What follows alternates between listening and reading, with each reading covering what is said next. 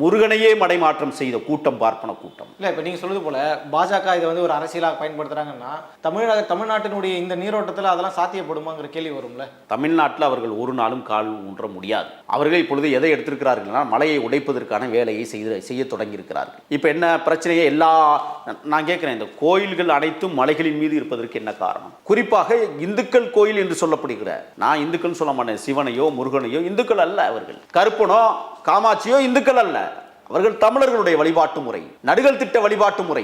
ஆனால் இவர்கள் கருப்பனுக்கும் படையலை ஆட்டுக்கறியை போடுறான்ல கருப்பர். இப்ப நான் கேட்கிறேன், பாண்டியா திருக்கோயில் மதுரைக்குள்ள தான் இருக்கு, ஒரு நாளைக்கு நூற்றுக்கணக்கான கிடாய்கள் வெட்டப்படுகிறது. எப்படி அதை எப்படி அங்கீகரிக்கிறீர்கள் இந்துக்கள்? சொல்லுங்க.